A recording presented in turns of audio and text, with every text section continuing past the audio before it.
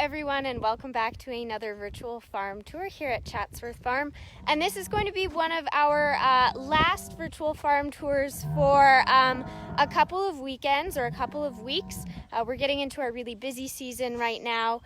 All seasons are really busy on the farm, but especially in the summer, everything ramps up a little bit more. So just taking some time to be able to do things here on the farm. And I know a lot of people who are watching also are doing things like camping and other things with their family. So we're going to just accommodate doing these a little bit more. So going every other weekend on Sundays. And so we'll just stick to Sundays for the time being.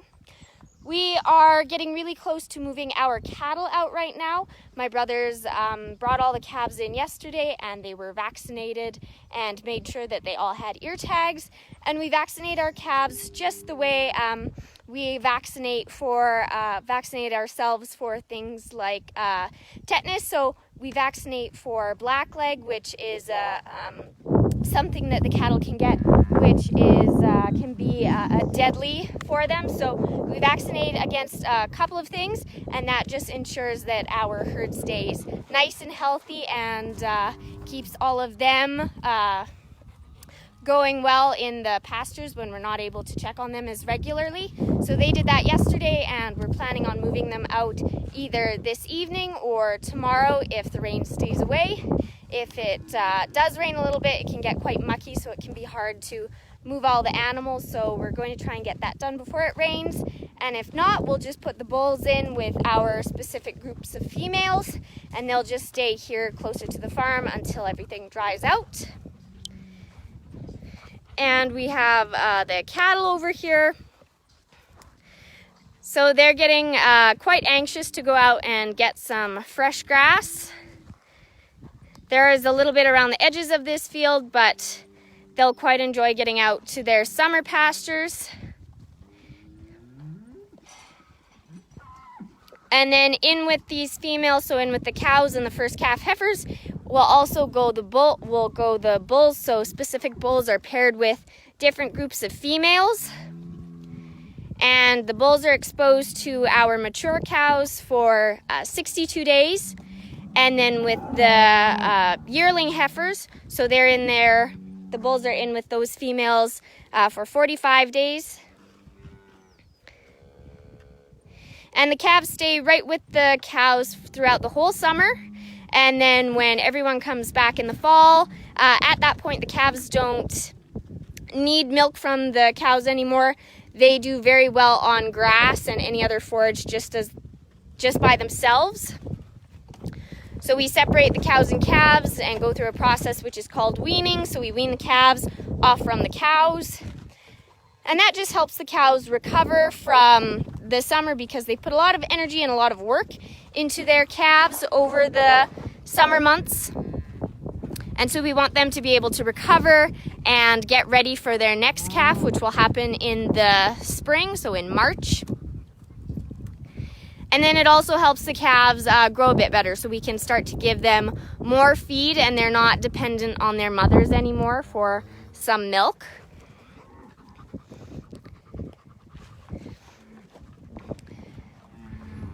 So here we have one of our heifer calves. She is a Simmental Calf, so we can kind of tell that that's in her genetic makeup because she has quite a large brisket. So the brisket is kind of the neck part or the throat, going from their nose all the way to where their legs connect to their torso. So that's called their brisket. And she's got quite a large one. And so that's a typical characteristic of Simmental cattle.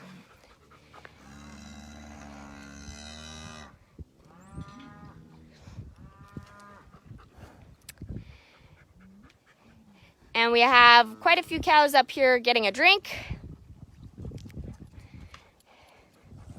It's a fairly nice day. The wind has calmed down quite a bit. And all the cows were fed a couple of hours ago, so now they're coming back up for some water. So they get fed up here at our tire water. We've looked at it a little bit before, so we have a couple of wells drilled around our farmyard and for our house, so that's how we get our fresh water for the cattle and also people.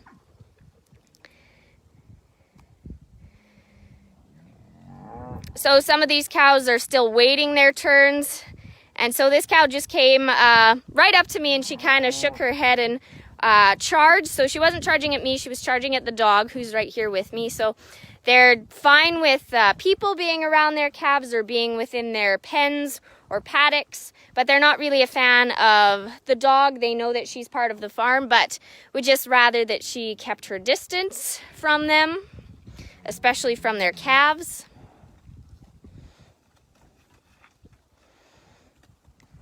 So everything is looking really nice and green here. We're going to move on and we're going to check on the lambs and see their progress because they've been growing at a really steady rate. We're very happy with how much they've grown. And while we move the cattle out to different pastures in and around in our county, so we'll have some cattle that are south of Vermilion, some that are north that are here around our farm, some that are over into the next county. So it takes about an hour and a bit to truck all the cattle there. We keep the sheep here at home. We don't have a large flock, so we're able to provide enough feed for them just within our farmyard. So we have 2 fenced off pastures that we use for our sheep. And then also in the summer, once the lambs get big enough, so in a couple of weeks, we'll be able to let them in and around the yard, so they'll clean up any of the grass that we want to keep down. And I actually saw one of the corn plants here that's just starting to sprout. So we'll take a look at that. So here we have, so this one right here, and then the second one. These are 2 of the corn plants, and then there are a few more down the row. And probably if you look all the way down the row, you'll be able to see some of the taller green plants. Those are the corn. So the corn we use for silage for our cattle. It's not sweet corn, so it's not really edible for people, but the cattle really enjoy it. So it's all starting to come up and it looks really good. And so if we get some rain again today or tomorrow, that'll really help with all the plants. So we have barley this year, we have wheat and corn. And then we're busy also getting ready to start haying soon. So we do 2 cuts of hay. And when you're cutting hay, you need to make sure that it's nice and dry. So you'll cut your plant material. So we use alfalfa. So that's our legume that grows just in our fields.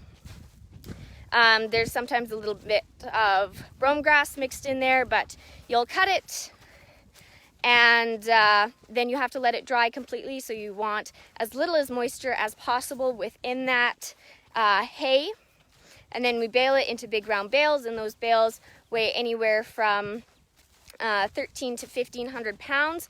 And so that's how we feed our cattle all winter, as well as the sheep. And also the chickens really like hay. So even for the hens, they're missing out on all the great forage during the winter. So we also give them some of the alfalfa, because the leaves especially, they won't chew on the stems, because that's not something that they're going to enjoy, but they chew on the leaves.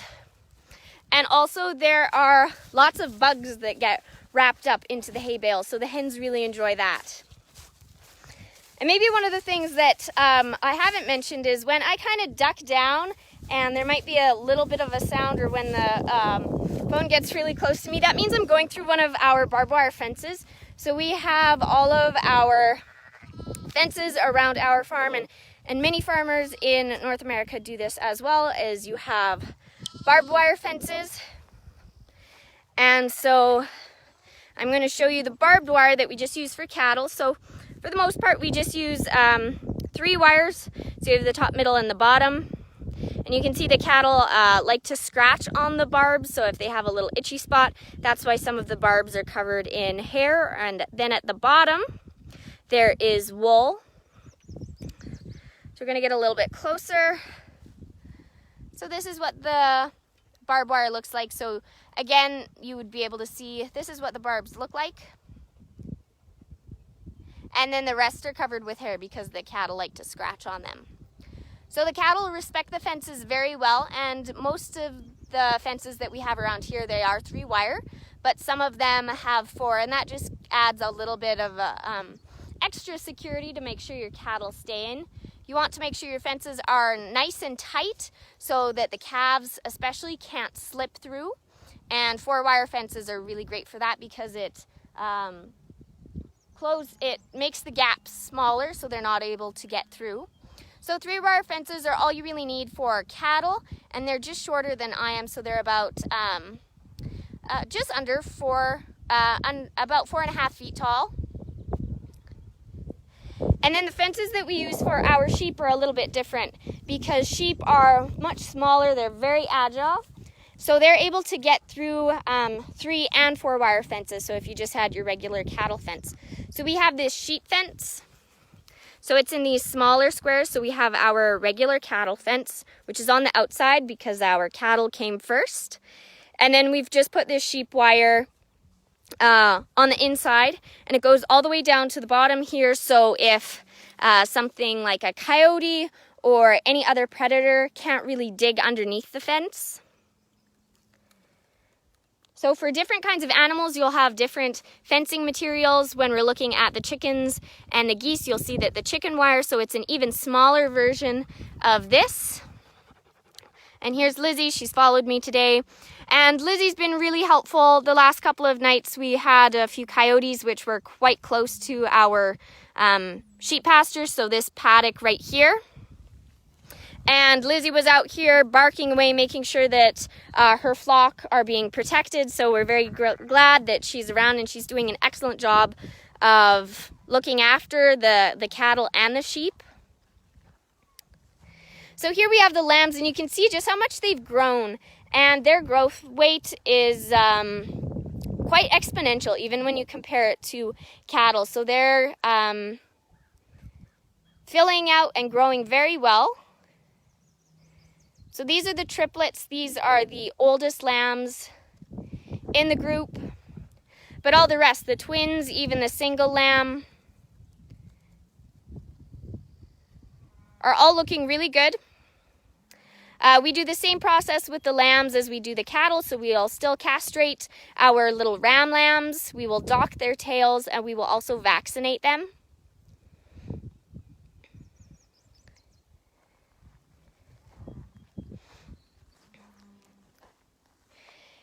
And because our flock is a little bit smaller, they're able to stay in this paddock for quite a while, but we don't want them to graze the grass down all the way to the ground because that's very difficult on the grass itself because it has to expend so much energy to try and keep up and grow again. And then if the sheep come and clip that grass off, it takes a lot of energy out of that plant. So you want to be able to let your pastures rest, whether that you have pastures for sheep or cattle or even chickens. You want your grass or whatever forage you have to be able to regenerate and regrow.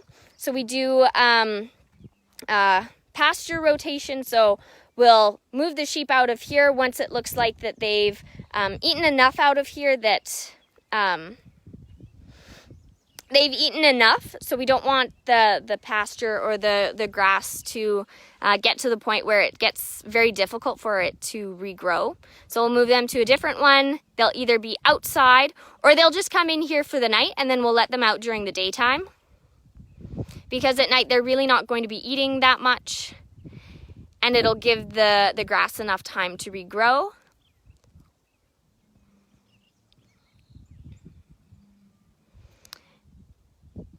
And we don't have a well down here for our sheep, but they do have a water trough right here. So we fill this little tank up at our hydrant, and then this blue tub is what we fill the water in. So they get water filled every couple of days since they don't drink very much. And then every time we need water, we just come back down, hook it up to the Ranger, take it up, fill it up, and bring it back down to the sheep.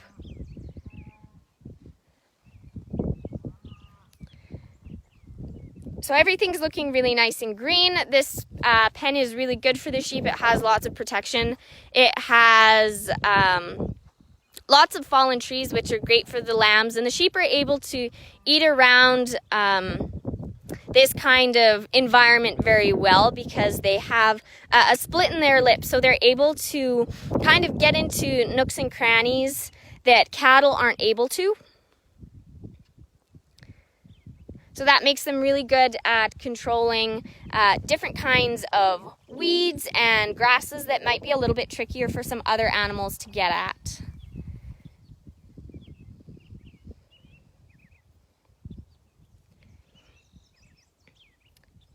And if you saw a few of the videos where we showed the ewes right after they were sheared, so after we took off all of their wool, right now you can see from that video to now, you can see that their wool is starting to grow back. So it's ever growing. It's just like human hair, so it never stops. So you can tell that the ewes are starting to grow a little bit of their wool back. It definitely, the growth of their wool slows down a little bit during the summer because they don't need it in terms of keeping them warm. But then as the weather gets cooler, they'll start to produce more. So they'll start growing more wool to add to their winter coat.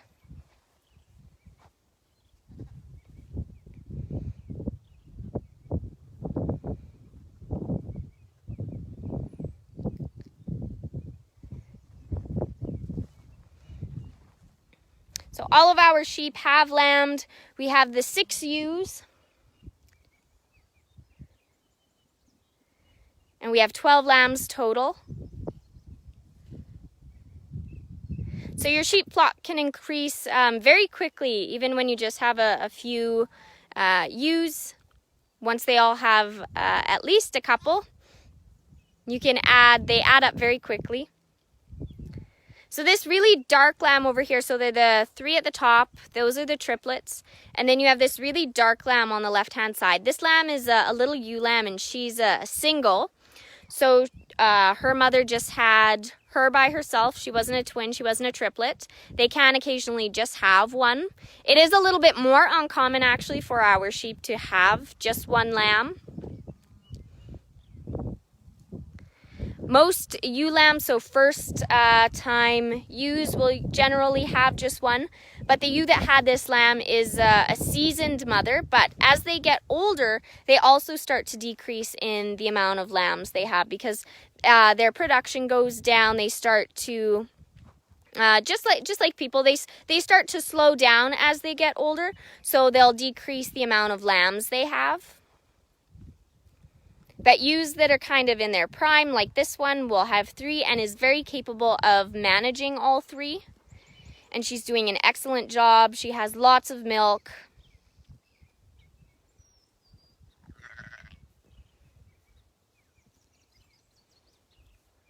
And the lambs are doing really well.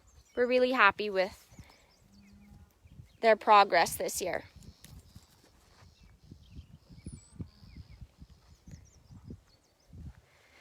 So here's that single lamb, so you can see just how quickly they start to catch up to how big their mothers are. So it won't take her very long before she's almost half the size in terms of height, which she is almost at right now.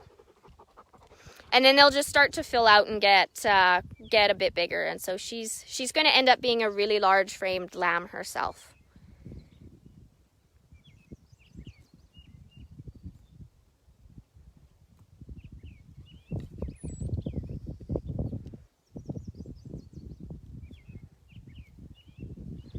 So Lizzie's just making sure that everyone in here is all right.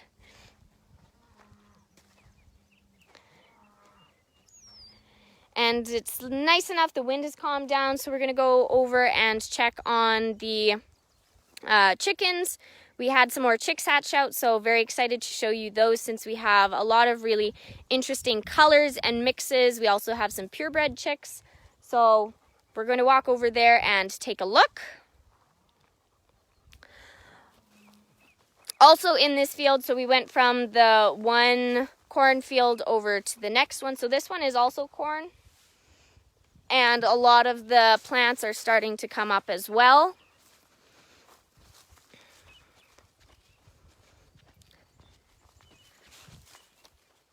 So we've moved all of our calf sheds. So these buildings over here with the silver tops, those are our calf sheds. So that's what we use for both the cattle and the sheep, actually, even though they are called calf sheds, since that's their the purpose, the use that we use the most for, and so do most people. But we've moved them out here just away from everything since they're not needed anymore. The calves are big enough that they're able to withstand any inclement weather, so whether it's wind or rain, hopefully not snow, though it is Alberta, so we can get snow at any time of the year, really, which we hope that during the summer doesn't happen, but it can. But at this point, when the calves are a couple of months old, some of them are already close to 4 months, they don't need the calf sheds anymore. They're strong enough and they're big enough that they can manage without. We do have one of the sheds in for the lambs since they are still quite little. But we've just moved them over here, so we're able to clean out the field, so we're able to get seeding, and we did the same thing with all these windbreaks. So the windbreaks are used for the cows and the rest of the cattle, but these ones were in with the cows to calve. So the calf sheds are used for the calves, so they have that beam across the front, so only calves are able to access the inside. And then these windbreaks or portable panels are used for the rest of the cattle. So we just moved them out here since they're not needed during the summer. And we move those with our tractors and also our skid steer.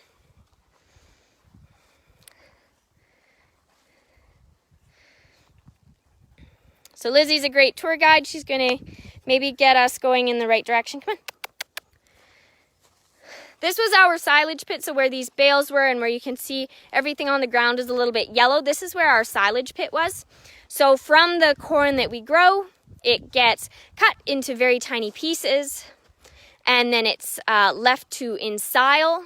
So it ferments, and you put plastic over top so you keep all the air out. So it's kind of like the process of making beer.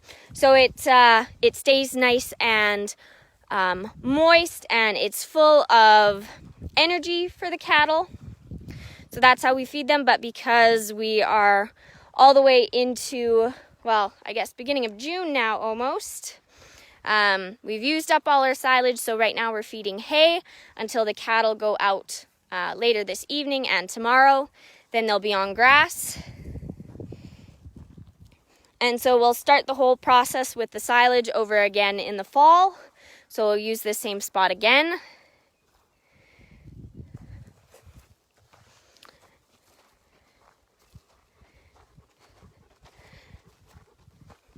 This is where we park a few of our tractors. So we do like to keep our machinery inside, out of the elements, out of the rain and the sun, because that can be really on the color and just on the machine in general. But the first tractor we had, and I'll go back, it is a John Deere tractor. It is a 4430.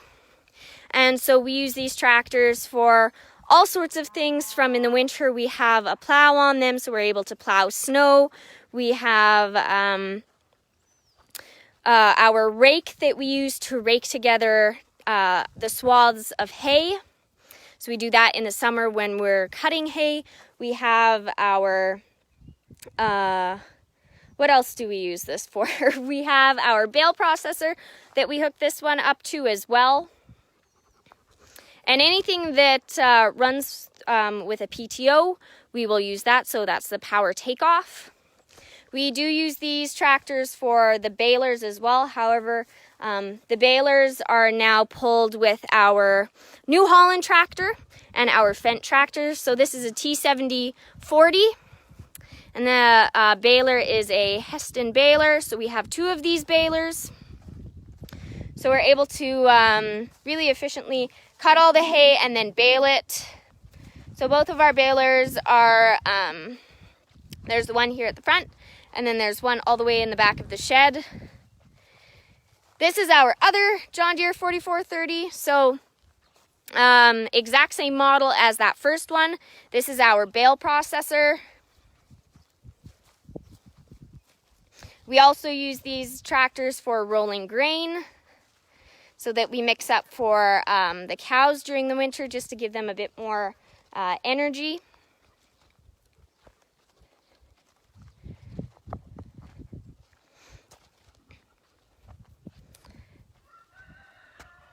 These are all of the grain bins, so inside them there's some wheat in some, barley, rolled barley, and a few others, flax, peas, and then the yellow, tall-looking machinery, those are called augers, so you're able to auger grain into your bins or auger the grain out of your bins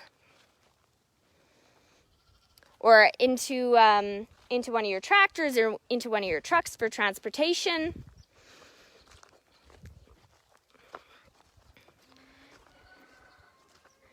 And those bins are on stands, and then you can also have grain bins or granaries, which are just flat to the ground. And so those are these two over here. This is our Fent Tractor. So this is another one of the tractors that we use for baling and also cutting hay.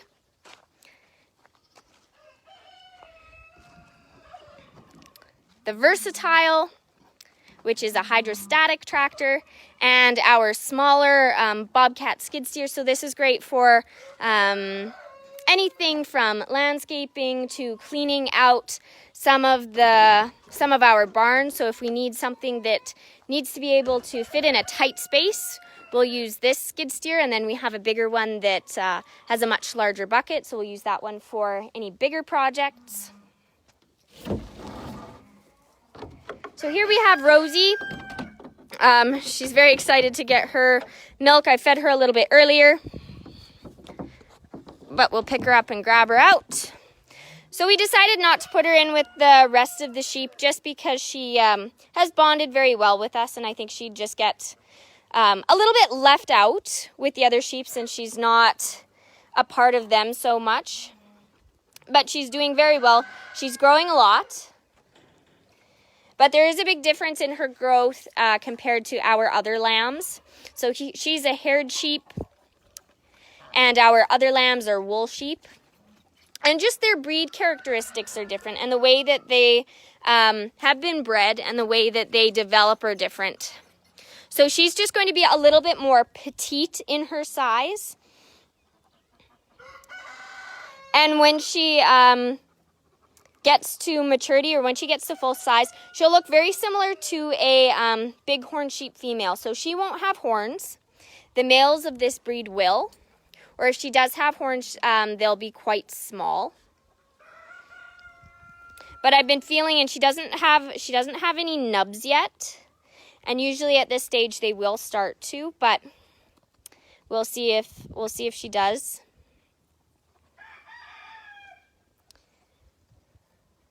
And Rosie is a Mouflon American Black Belly Cross. And you can note the difference in her ears and her tail and just her coat. So you can see that it doesn't really matter what the color is, because you can have brown wool sheep and you can have white colored hair sheep. So the color isn't really the factor here. It's just the texture of her coat. So she has hair fibers rather than wool fibers. And her coat is very similar to that. So the feeling of it and the texture is very similar to that of a dog or a cat. Whereas the wool fibers on the wool sheep are very tightly wound fibers. So if you've ever felt wool, you'll know what I mean.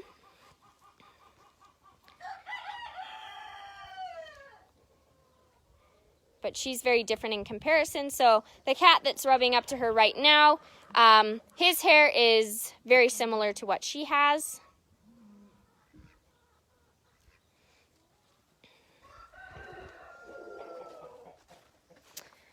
We have our geese over here with our ducks. We have a flock of 15 Toulouse Geese. They are a French breed, and they're noted as sort of a medium to heavy breed of geese. So you can have some heavier breeds of geese, and then you can have some lighter breeds of geese. So these are kind of in the middle, and they're quite a good layer. And geese are a little bit different than chickens or commercially bred chickens, or really any chickens that you can find on farms nowadays. Because those chickens have been bred to lay all year round. Because generally, birds will only lay in order to produce offspring. And so geese, ducks still have that characteristic left, so it's been bred out of chickens, so they will continue to lay throughout the year, whereas geese and ducks will just lay for a very short period of time during the spring in order to hopefully hatch out some goslings or some ducklings. So they'll only lay about 40 eggs a year,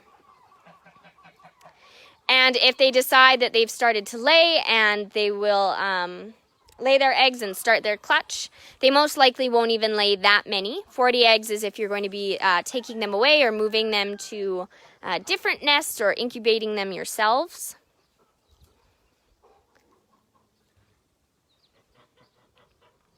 But they've all stopped laying right now, so any of the females that are sitting on nests, they won't be adding any additional eggs to those. They are officially done laying for the year.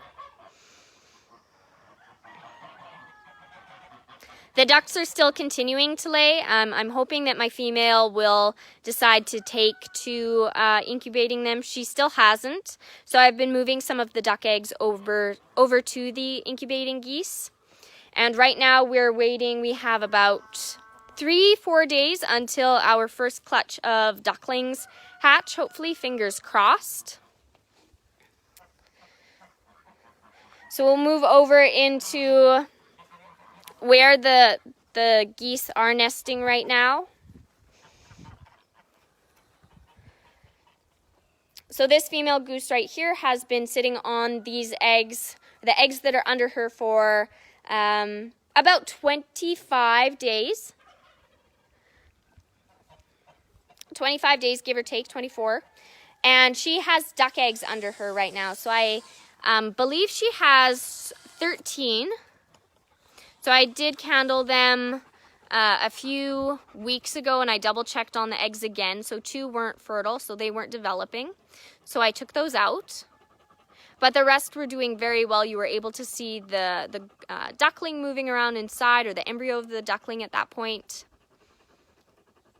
And so we'll be watching her very carefully, especially since she's close to the door.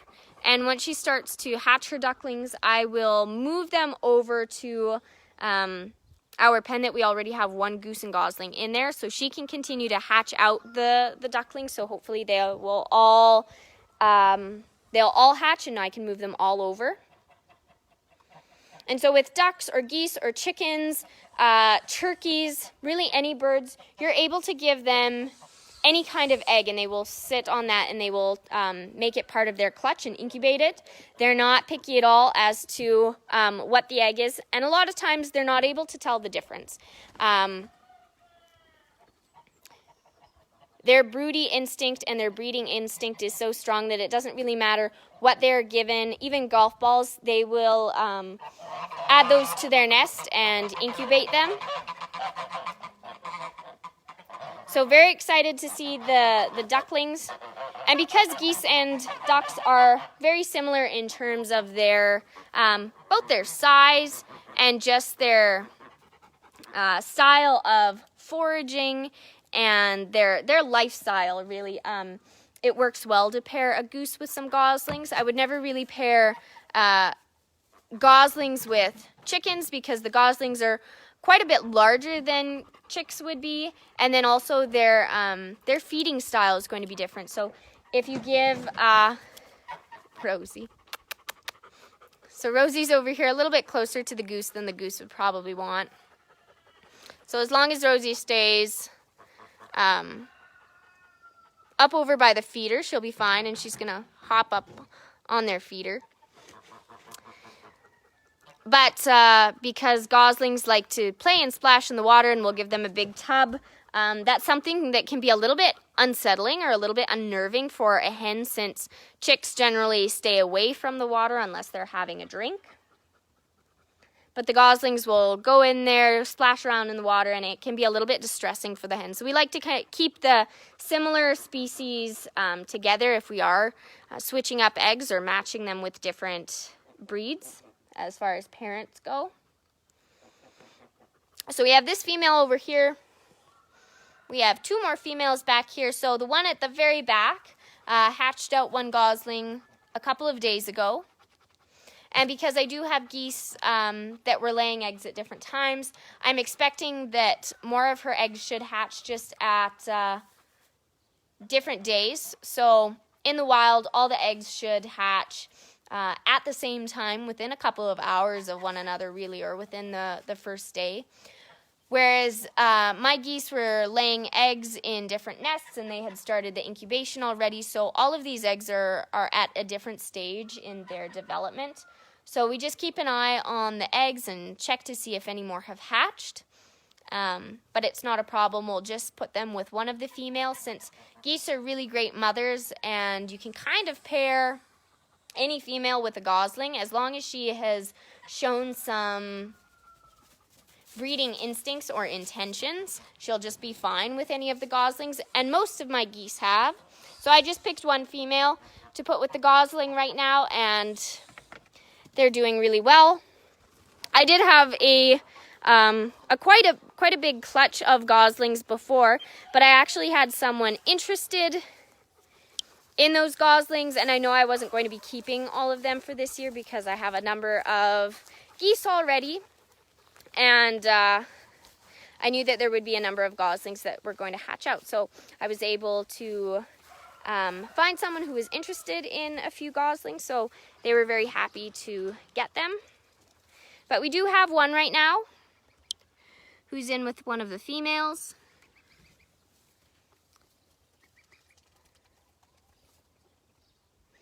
So we have them here in our movable crates. So this is the largest of the 3 that we have. In the 2 others are some hens and chicks. So they don't have a bottom, so we're able to move them around this part of the farmyard, and they can access fresh grass.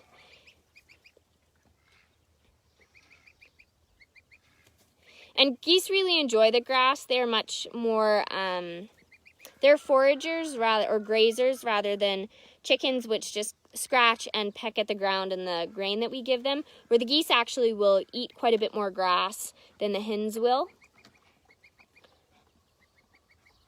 So as more goslings hatch, they will be added to this crate with this female over here, and she'll be able to take care of them.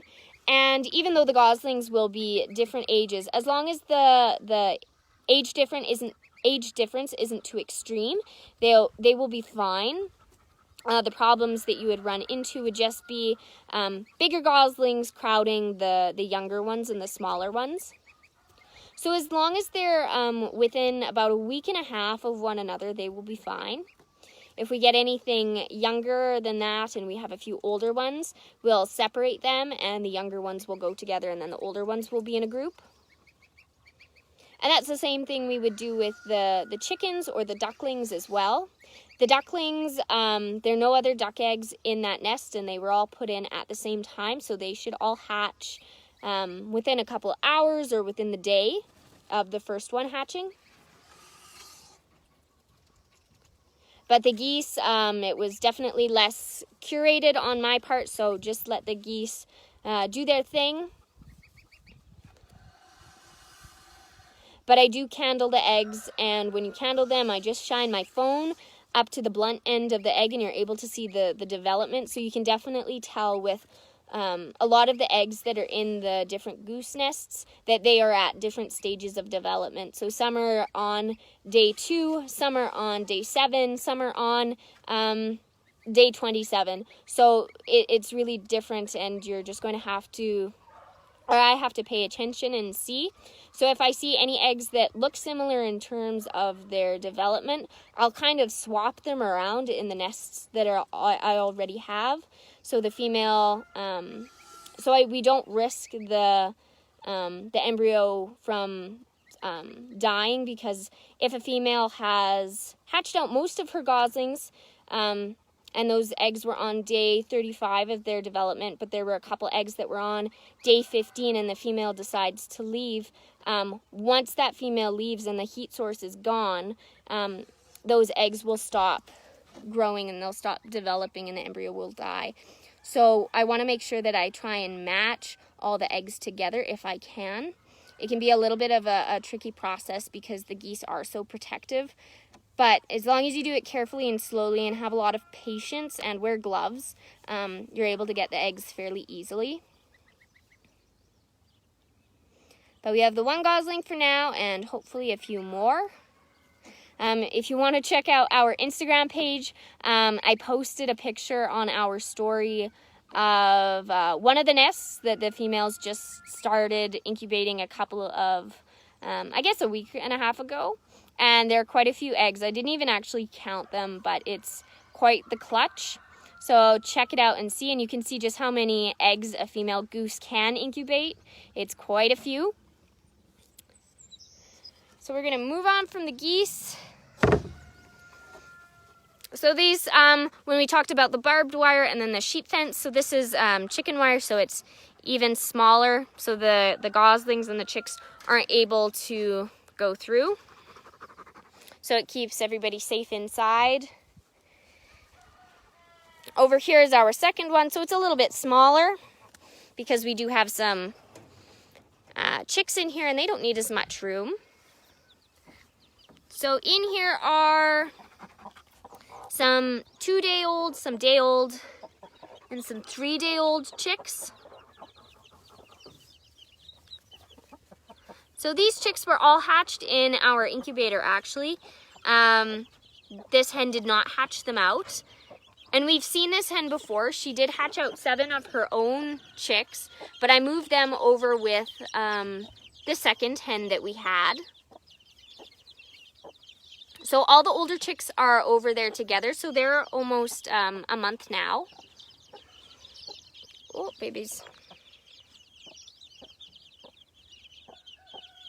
There we go. But these all hatched in the incubator, and I just gave them to the hen, and she was really great and was accepting enough to take them, because sometimes they get used to their chicks that have already are in a couple of weeks of development. So there's a lot of difference between these little chicks to the older ones, because these chicks still need to be brooded a little bit more. They need to be kept warm throughout the night and periodically throughout the day.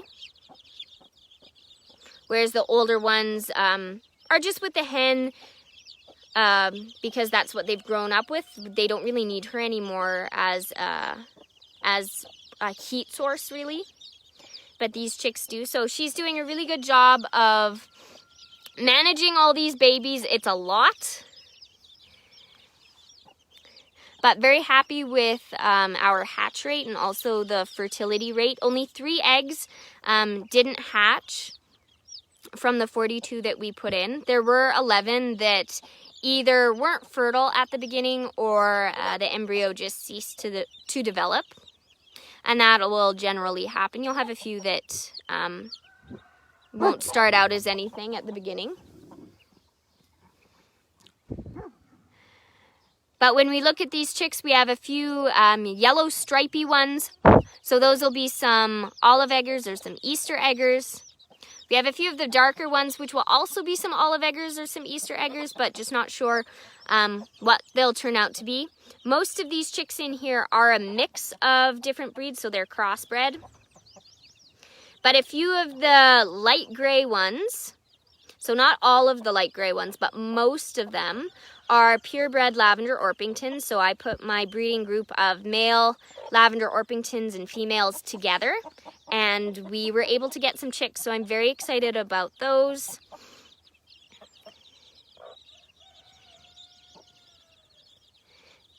And they have the little yellow, there's a tiny little yellow spot on their head and then down their throat and on their breast as well.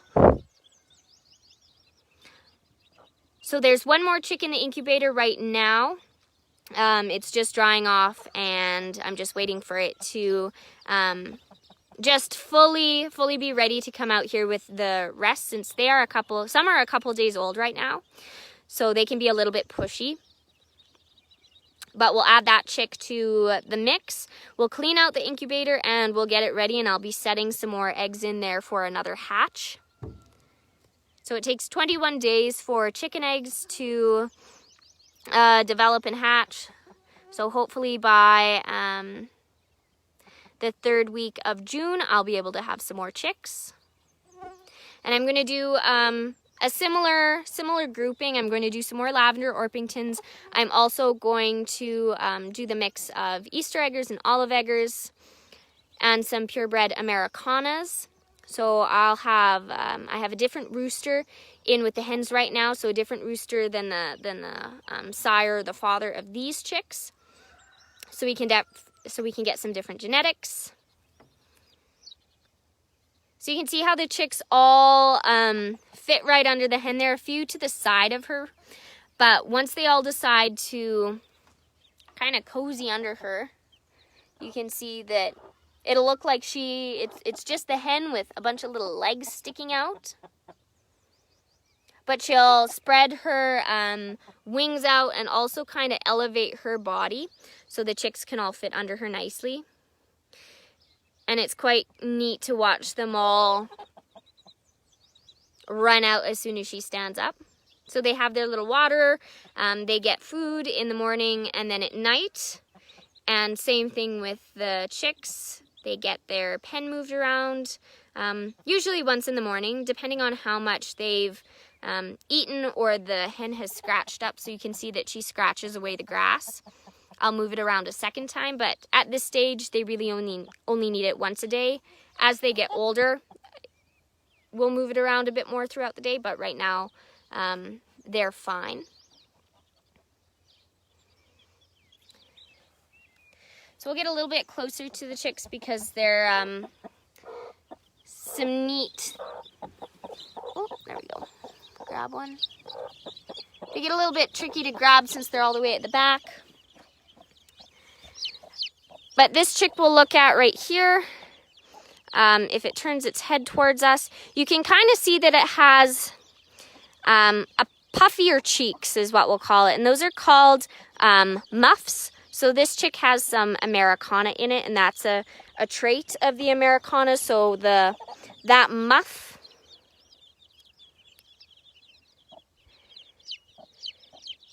is one of the characteristics. So all the down will be replaced with feathers. And this will be a really interesting chick to watch and see what it develops into. And they get quite squirmy, and the hen gets a little bit upset, but they just hop down and go right back into the clutch.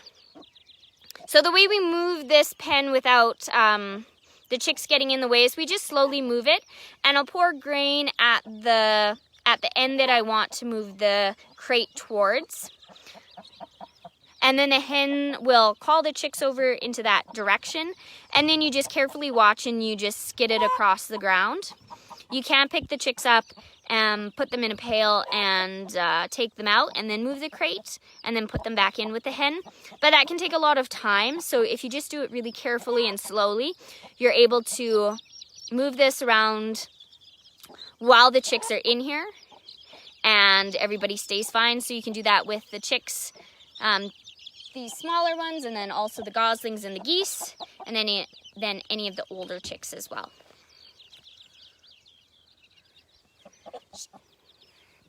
So you have Rosie here,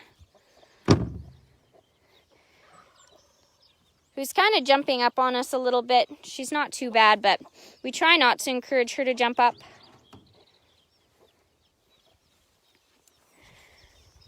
The one thing that we haven't done yet for the morning, since was busier a little bit earlier, and away from the house right at noon. So I haven't let the hens out quite yet. They usually get let out around noon or 12, but I thought because I was doing this, I'd just prolong letting the hens out for a bit.